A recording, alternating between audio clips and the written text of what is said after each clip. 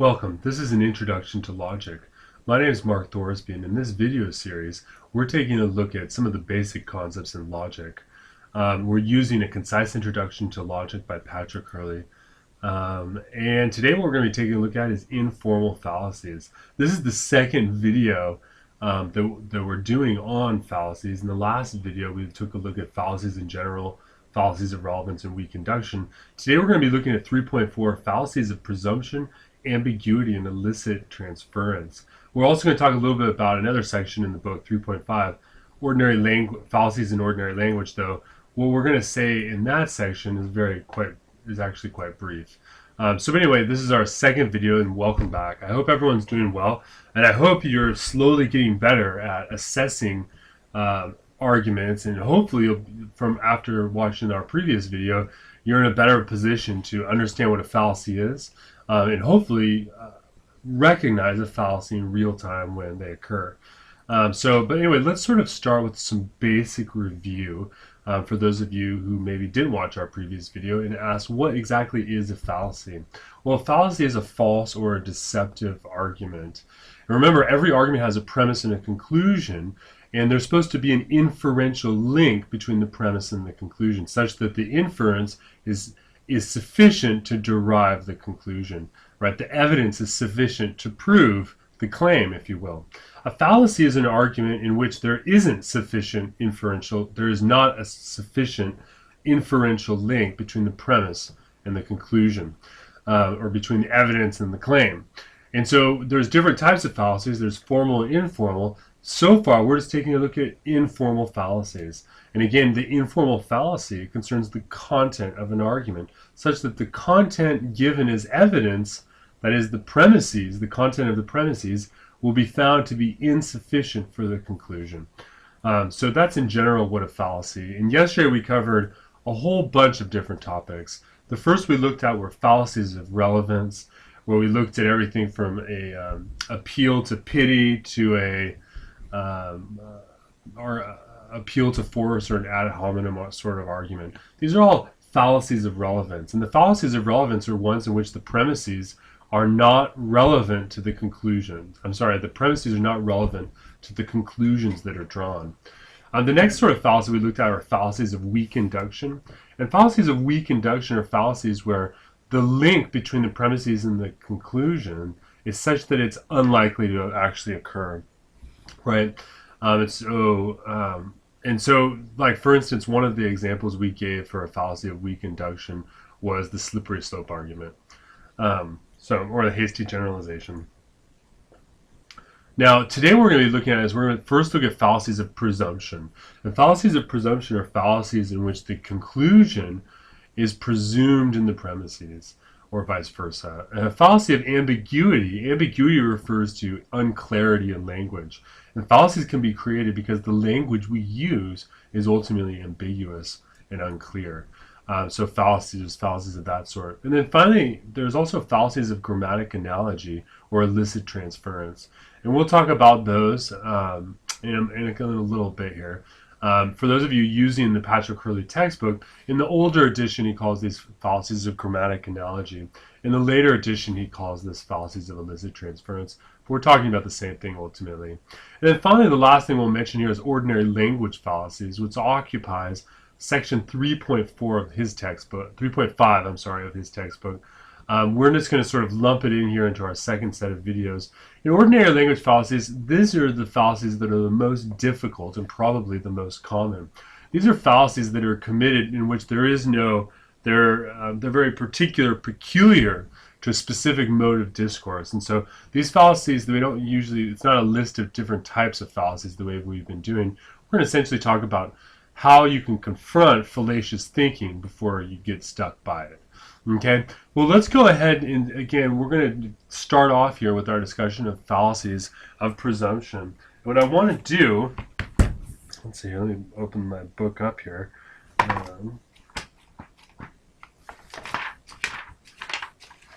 What I'm going to do is I'm just going to sort of go through the book here. I'm going to be pulling examples that are given to us by Patrick Hurley. So let's start with the fallacy of presumption. What exactly does that mean? Well, in these fallacies, the premises either presume what they purport to show, as with the first two of these fallacies, or else they presume a distorted version of the truth, as with the last two of these fallacies. So let's take the first two, in which we're going to see that they presume what they're supposed to show. That is, they assume what they're intended to prove. And you can't prove something if you're assuming it's the case. The first form of fallacy here is called begging the question. Or if you want the Latin phrase here, is petitio principii. Right? And begging the question is a very particular type of fallacy, right? It occurs when the arguer uses some sort of trick or device to hide the fact that a premise may not actually be true. And when this fallacy is committed, the argument must be valid, one premise must be questionable. And some artifice has to be employed to hide the questionable status of the premise in question. For instance, a typical way of begging the question is simply to leave out a crucial premise of the argument altogether. So for instance, well, I'll give you a couple examples here, right? Another typical way of begging the question is to present a premise that more or less has the same meaning as the conclusion, but is worded differently. We're going to see this is probably the most frequent type of begging the question. This is essentially when the premise and the conclusion state the same thing, but they use sort of but perhaps couched in different terms. Remember, if you're trying to prove something, you can't prove it by restating it. And this is what this fallacy fundamentally does, in such that the premise presumes the conclusion itself. Okay? And a third typical way of begging the question is to restate the conclusion as a premise in a long change of inferences. Begging the question has also been called circular reasoning. So, in fact, in some cases, circular reasoning is a form of begging the question, but in other cases, begging the question doesn't necessarily involve a circular argument as such, or at least not overtly, right? So this is begging the question. Let me give you some examples. For instance, take this example. Murder is morally wrong. This being the case, it follows that abortion is morally wrong. Right? So what's the problem with this argument? Notice that these are a little bit trickier to spot than the fallacies we looked at in the previous video. Right? Murder is wrong. Since this is the case, it follows that abortion is morally wrong. Well, you can see here the reason this is begging the question is because they're presuming that abortion is a categorical class of murder. And that may not be the case. In fact, that precisely is the debate. So you can see here this person is presuming what they're trying to prove by essentially, in this sense, they sort of have left out a premise that would make clear that presumption. Here's another example. Clearly, terminally ill patients have a right to doctor-assisted suicide. After all, many of these people are unable to commit suicide by themselves. Right? Well, here it's presuming that if you're a terminally ill patient, you'll automatically want to opt for suicide. And that, of course, we know is not true, or certainly it hasn't been proven with that argument. So these are all examples of begging the question. And they're difficult. I think in general, the thing to remember is ask yourself, if an argument seems to presume something in the conclusion that isn't clarified, it probably is committing the begging to question fallacy. And this is the most difficult of the fallacies. So this is, or at least one of the more difficult ones to spot. So I would encourage all the people watching this to really practice the homework exercise sets that are included within the textbook or within your class, and really study them and practice them, because it's often very difficult to determine which one of these is a begging the question fallacy. So it's a really important one, and it's very commonly committed, but it's difficult to catch frequently. The last question here is what we call the complex question fallacy. And the complex question fallacy, of course, it's not an argument per se, but it's a question that essentially presumes that it has a hidden presumption within it that you would want to object to.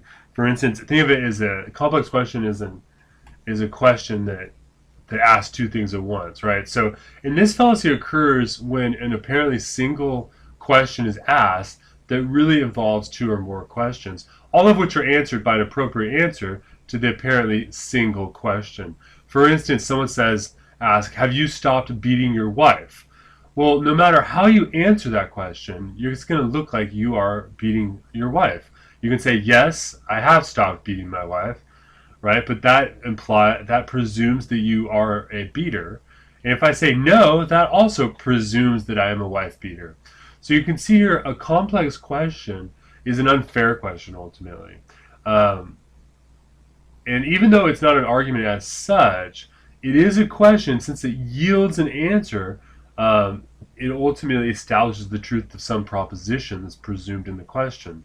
Thus, the proposition presupposed in the question, have you stopped beating your wife, is you once did beat your wife, and whether the person answers yes or no to that question, the truth of the proposition will be implied. So even though a complex question fallacy doesn't occur with a question per se, it doesn't occur in a normal argument, it does involve a fallacious movement towards establishing some truth claim. Okay, so that's another example. Here's another example I could give you. Where did you hide the marijuana you were smoking? Right? No matter how you answer that, you are presumed to have been smoking marijuana. Hence the fallacy of presumption. The next fallacy we're going to take a look at here is called the false dichotomy fallacy.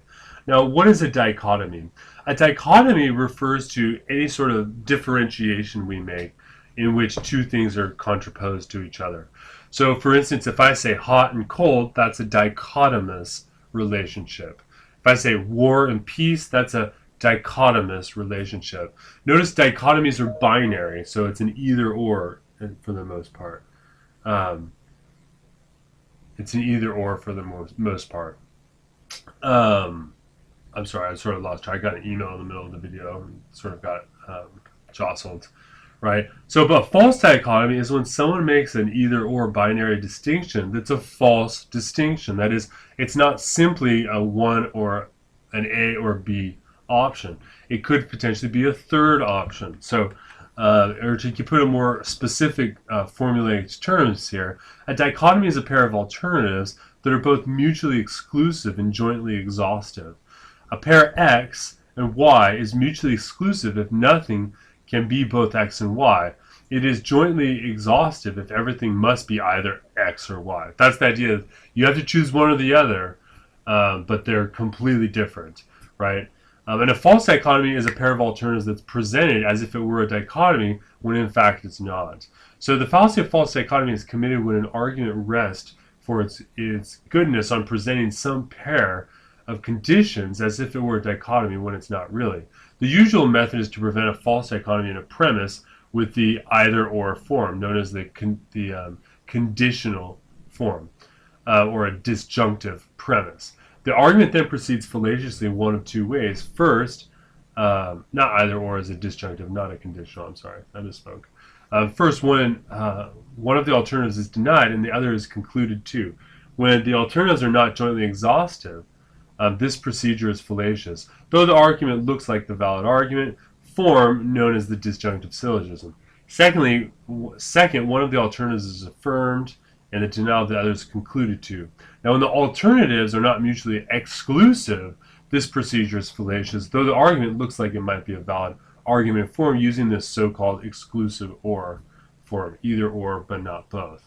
Right, it's an exclusive disjunction. Now, I sort of read through that. I'm not sure if it made all as much sense, but just think like this. A dichotomy is an either or where you have to choose one or the other, but the two are mutually exclusive. A false dichotomy is when you have a false choice. So, for instance, let me give you an example.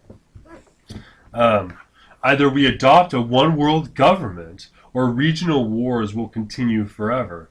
We certainly can't tolerate constant war. Therefore, we must adopt a one-world government. Now, that's a false dichotomy fallacy because that is not the only other option, right?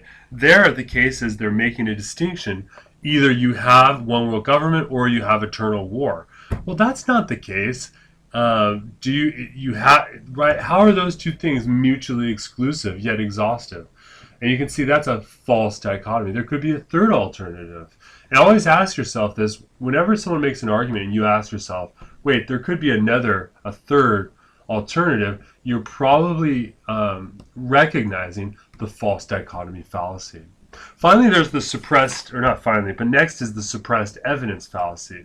And this fallacy occurs, and it's closely related to begging the question, and it consists in passing off what are at best half-truths as if they were the whole truth and using those as premises for an argument. Now, this fallacy is also committed if an arguer presents the premises in such a way as to imply that they are the only facts relevant to the conclusion, when in fact there's other relevant facts that point in the opposite direction. So, for example, imagine this example. You ought to become a Hollywood starlet. Starlets are so glamorous, they make money easily, and they quickly rise to full-fledged stardom. So this argument was saying that if you become a starlet, you're going to become super famous. Well, there's a lot of evidence that's being suppressed there. That is, there's other relevant information that is not being discussed that would directly contradict or counter this sort of argument. Let me give you another example here. The U.S. military has fewer battleships, MI rifles and horse-drawn howitzers today. I'm sorry, let me restart that over here. The U.S. military has fewer battleships, MI rifles, a horse-drawn howitzer today than it did in 1940. Therefore, the U.S. military is less effective fighting force today than it was in the 1940s. Well, wait a second. That argument saying that we have fewer battleships and specific MI rifles and horse-drawn carriages, and so we have a smaller military in a certain way. We have less of that type of equipment, but that argument is suppressing a whole range of evidence that would contradict that conclusion. So suppressed evidence fallacy is a fallacy that ultimately tries to ignore unhappy facts that it doesn't really want to discuss. You can, for an easy example for seeing a suppressed evidence fallacy is, for instance, to watch the political debates between politicians or even pundits who are on Fox News and MSNBC and CNN and 24 news outlets like that. Oftentimes you will hear arguments in which there's clearly suppressed evidence, and you have a suppression of evidence fallacy at play. So those are the fallacies of presumption. We're going to move now and talk about fallacies of ambiguity, right? Fallacies of ambiguity. So what exactly is a fallacy of ambiguity? Well, they include things like equivocation and amphibole, and in both cases, the faultiness of the argument arises because of some sort of ambiguity, something that's unclear within the premises, the conclusion, or both. So the first one to take a look at here is the fallacy of equivocation. You'll notice here that the fallacy of equivocation, the root word here is equivocal, right? Now, equal here means is the same root word where we get equal from, and vocation means to apply, right? So here what we're saying is that a fallacy of equivocation is when you take two different terms, you take one term that has two different meanings, but you treat those two meanings as if they're the same.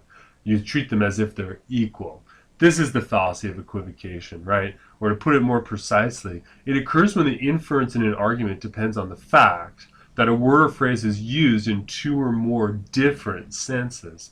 For example, if someone says, banks have lots of money in them, the sides of rivers are banked, therefore the sides of rivers have lots of money in them, right? Here the argument fails because it's depending upon the word banks, which is used in two different senses. One sense of the word bank is the place where you put money, deposit money. The other sense of a bank is the side of a river, where I guess the ground, the above river part meets the water. That's the bank of the river, I guess. That's not a very good articulate definition, but I hope you'll forgive me, right? But you can see here in this example that we're using the word bank. The bank is being used in two different senses. For instance, bank in this right here refers to the money bank, and this refers to the river bank. But here, in the third, we're trying to treat them as if they're the same.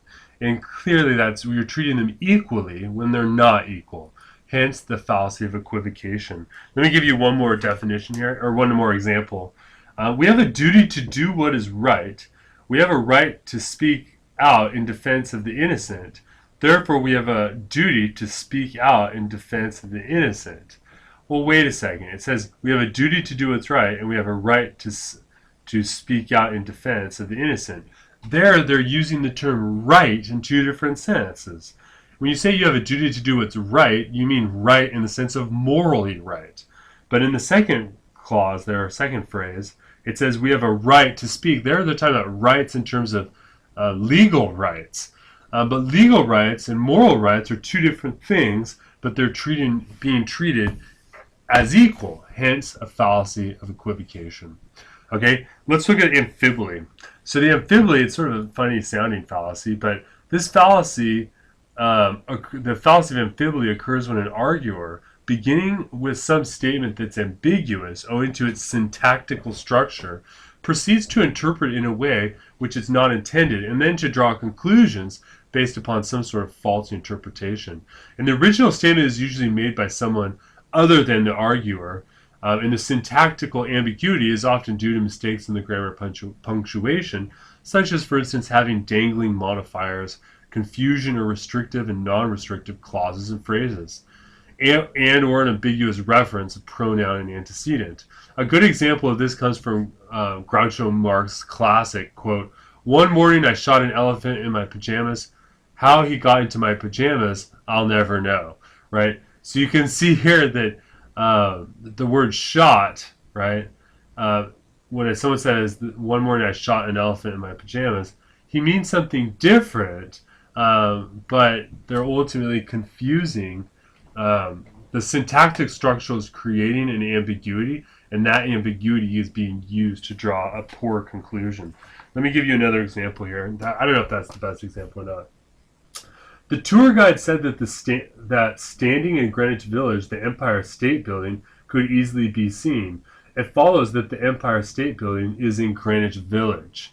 Like, wait, what? No, that's not right. Anyone who's been in New York knows that the Empire State Building is in Midtown, right?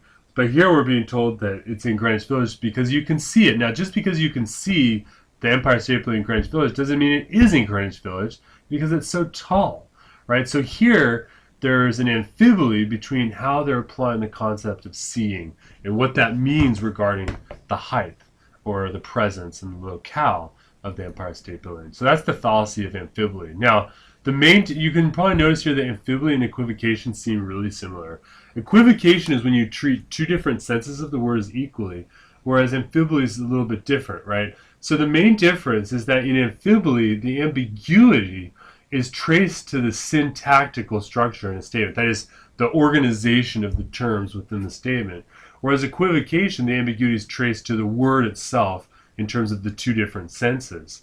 So when you're analyzing these fallacies, keep in mind that if the ambiguity in an argument can be removed by a grammatical alteration, then what you have is you have an amphibole fallacy. If you change the grammar, but the ambiguity remains, then what you have is you have a fallacy of equivocation. So that's a little bit word I made, a little tip on how to analyze those problems, how to analyze those more difficult fallacies. Okay, the next fallacy here is the fallacy of composition. Well, let me go back here and maybe explain this. We're calling these our fallacies of grammatical analogy. What does that mean? Well, in these fallacies, arguments are employed that, though faulty or grammatically analogous to other arguments that are impeachable. That is, you have these fallacies are ones in which they have the same grammatical structure as good arguments, but they're not, right? And it's the similarity in the linguistic structure that makes them fallacious, that makes the argument appear good. So in conclusion, and those two we're going to look at here is in composition and division, the faultiness of the argument arises because of an attribute or characteristic that is improperly transferred from parts of the whole to the whole, or from parts of the whole itself to its parts, right? So what you have here is you have cases where, because of the similarity of linguistic structure, because of the grammatical structure, you accidentally transfer certain features from the premises to the conclusion that actually don't exist, right? That's why he calls it the Fallacies of Ilicit Transference in later edition of the book. So, for instance, composition. What is the fallacy of composition? Well, this fallacy occurs when the inference in an argument depends on the erroneous transference, again, of a characteristic from the parts of something to the whole. For instance, going from a distributive predication to the corresponding collective predication is one sort of fallacy of composition. Another, for instance, would be going from the characteristics of a chemical compound to the characteristics of the compound. For instance, imagine if someone said, hydrogen and oxygen are gases, therefore H2O is a gas, right? Everyone knows that H2O is water, right? It's two hydrogen molecules and one oxygen molecule, right? H2O. But simply because hydrogen and gas are on their own gases, that doesn't imply that their composition as H2O is a gas. So you can see here that there's a illicit transference from the part, the molecules, to the whole. I'm sorry, the atoms, I guess, to the molecule, the whole, right? From the hydrogen and oxygen to the H2O. Okay, so the fallacy of composition is essentially when you take the attributes of the part and apply them incorrectly to the whole. The fallacy of division is the opposite. So the fallacy of division is when you take an attribute of the whole and apply it illicitly or transfer it illicitly to the parts. So let's see here. Let me see if I can give you an example here. It's really the exact opposite. And it also depends on an erroneous transference of the characteristics from a whole to some or more of its parts. It's the exact reverse. So let me give you an example here of division. Someone says, this airplane was made in Seattle. Therefore, every component part of this airplane was made in Seattle. Right? Well, that's clearly false, simply because the plane was assembled in Seattle, that doesn't mean that everything from, the carpet to the screws were all manufactured in Seattle, right? So that's going from the whole to the parts. Another example, the Royal Society is over 300 years old. Professor Thompson is a member of the Royal Society, therefore Professor Thompson is over 300 years old, right? There again, you're taking an attribute of the whole and trying to get it illicitly into the parts. So this is the fallacy of division. Composition and division are easy to confuse, especially with hasty generalization and accident. Now, composition can be distinguished from the hasty generalization in that in a hasty generalization, the conclusion is not an assertion about a group taken as a whole. Rather, it's an assertion about all. That is, each and every one of the members of the group, right? So in a hasty generalization fallacy, imagine if someone says, all men are bossy, right? If someone says all men are bossy, that's a hasty generalization because they're talking about each and every member of the category. Whereas the fallacy of I'm sorry, I get confused myself. The fallacy of division is taking an attribute of the whole and applying it to the parts and vice versa. So keep that separate, even though they're very difficult to splice together. I think many of you will probably find difficulty in the homework exercises in terms of seeing some of the differences between these specific cases. So those are the last of the fallacies we're actually looking at in this course. For the most part, but I want to talk a little bit about the last section that actually correlates with section 3.5 of our textbook, and that's the discussion of ordinary language fallacies. Now, and I just want to talk about detecting fallacies. What are some of the things that we need to know in order to detect fallacies in ordinary language? Right, and then after talking a little bit about detecting fallacies, we'll talk about how to avoid fallacies. So let's jump into it. Fallacies in ordinary language, that is in ordinary life, are difficult to detect. And that's partially because there's many, many different ways that people can make mistakes in their argumentation. People may actually commit multiple fallacies and then have them structured in a valid form, for instance, and it can be very difficult to differentiate and disentangle a fallacious argument from other sorts of things that may actually be rational and logical within it, other sort of component statements. So, and there are many variations of fallacious thinking that exist. Many of these fallacies can be mixed together, and many, I would say most, have unexpressed conclusions and premises. One of the first things we should do when we hear an argument is if if there's a conclusion or a premise that's not overtly stated, then you're likely to end up with a fallacy in the long run, because especially a fallacy of presumption, because you're not stating what it is you're talking about ultimately, right? Let's see here. So the book, for instance, let's see if I can find it, gives a sort of good example of a newspaper, if I can find it here.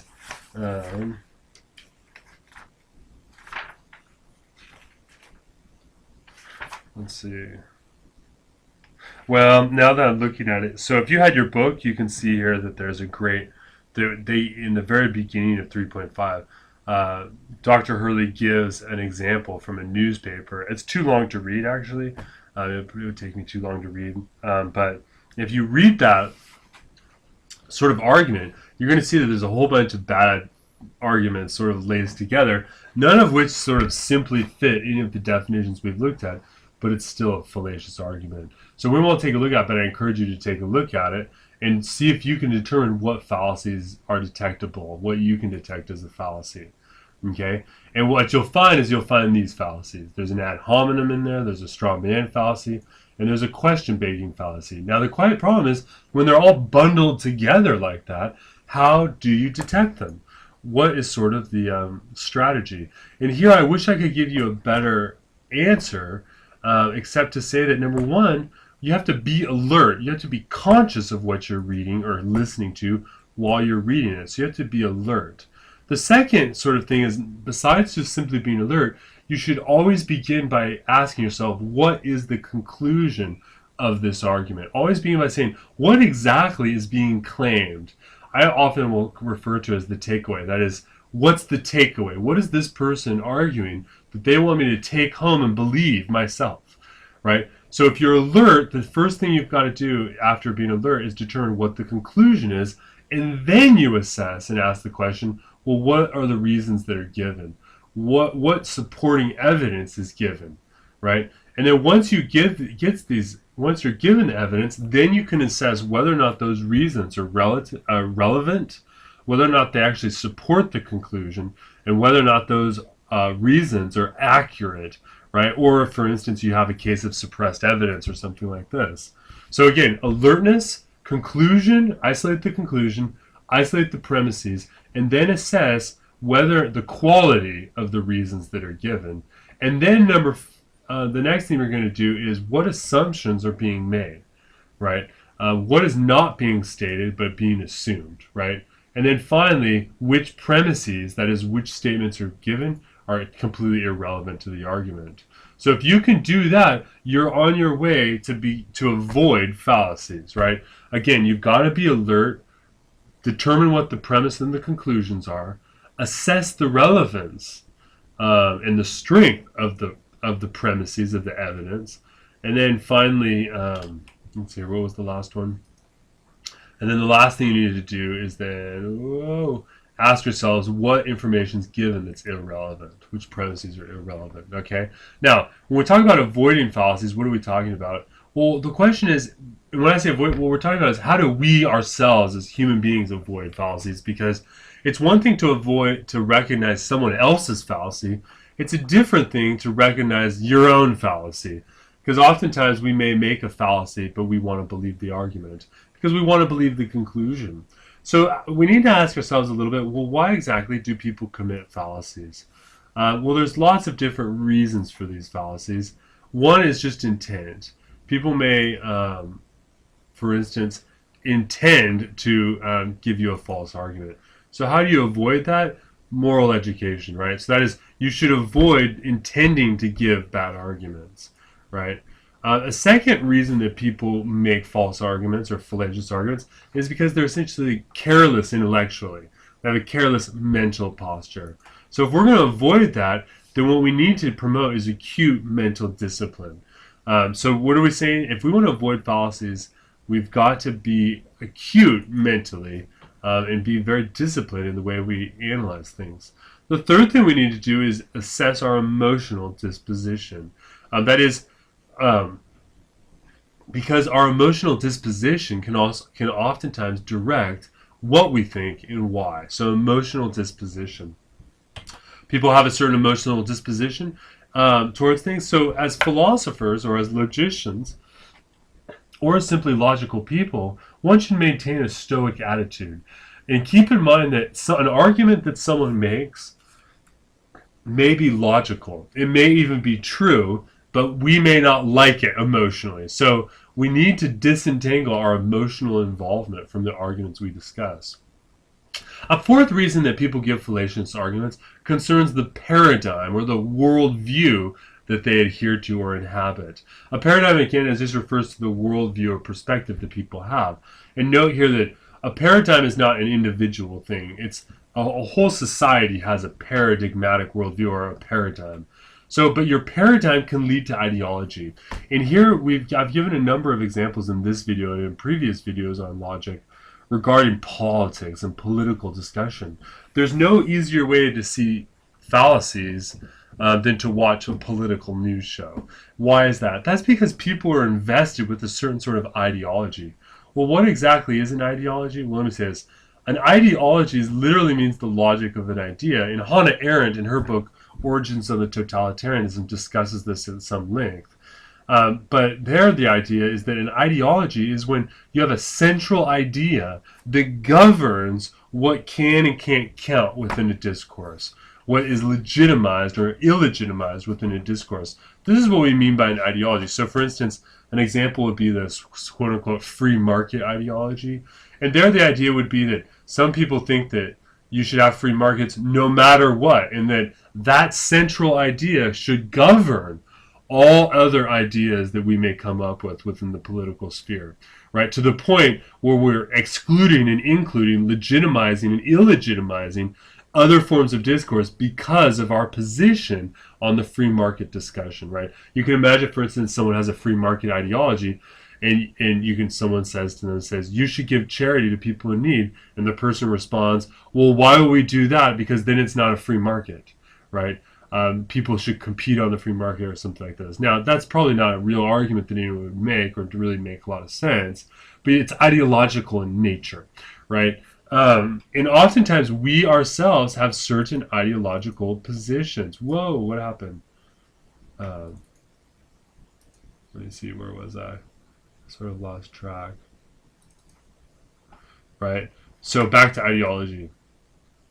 So how do we may have our own ideological positions, and if we want to avoid making those fallacies ourselves, then what we need to do is we need to acknowledge what we believe and what we're not willing to believe, and then we need to question the presuppositions that are embedded within our own mode of discourse. And that's essentially how we can begin to disentangle our own ideological positions from our assessments of other people's discussions. There's some examples you could take a look at. Let me see here if I can give, let me pause this for a minute.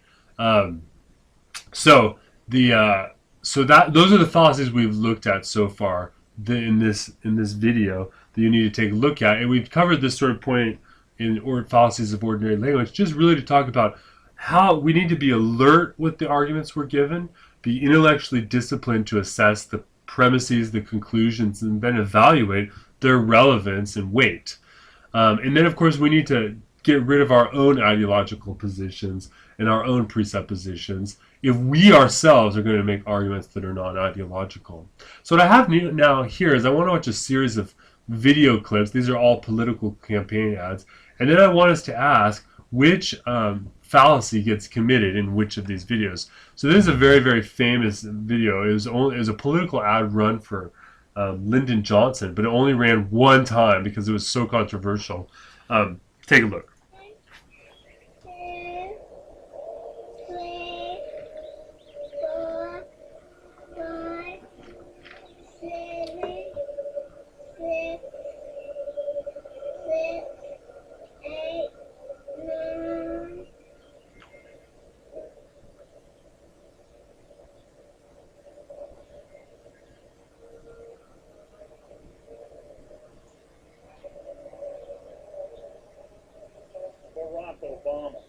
Oh, okay, I'm sorry. This was not the right one. I meant to show you the original one.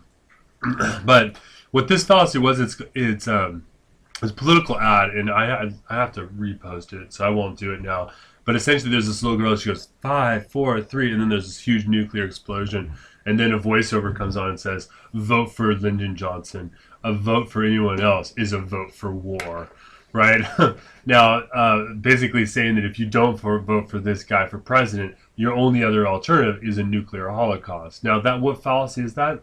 That's a false dichotomy fallacy, and somehow or another, some person on YouTube must have made a version of this, and I accidentally got the wrong link. But that's a false dichotomy fallacy. Let's see here. See if do I want to really do any more of these? Let's take a look at this one. There are reports that there is no evidence of a direct link between Baghdad and some of these terrorist organizations. There are known knowns. There are things we know. We also know there are known unknowns. That is to say, we know there's some things we do not know.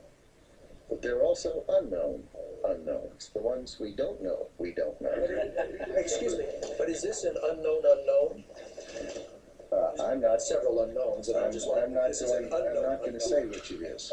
Now, I'm not going to go through this. This is a very famous exchange that happened at that point. This is under the second President Bush, President W. Bush, in which the Secretary of State here, essentially, number one is there's a sort of suppression of evidence fallacy. I think that's going on here. Is there was no evidence to support the invasion of Iraq in terms of stopping weapons of mass destruction, and all of the evidence that would argue that Saddam Hussein did not have that evidence was ignored, right? That is, it was suppressed. So this is suppression of evidence fallacy. But you can see when he starts talking about the unknown unknowns and the known unknowns and the unknown knowns, making all these distinctions, it also creates a fair degree of syntactic ambiguity. It's very difficult for most people on the fly to know exactly what he's talking about. And if that is his argument for why this evidence is being ignored, that's fairly insufficient. So here we have an example where we have a whole bunch of sort of things coming together that makes the argument very difficult to understand. And again, to really get through these, I'd encourage you to actually take a look at their specifics. So let's take a look at this last example. Let's see what this is. We're broke. We're broke. America's broke. All year long, our friends across the aisle have been on this massive spending spree that our nation can't afford.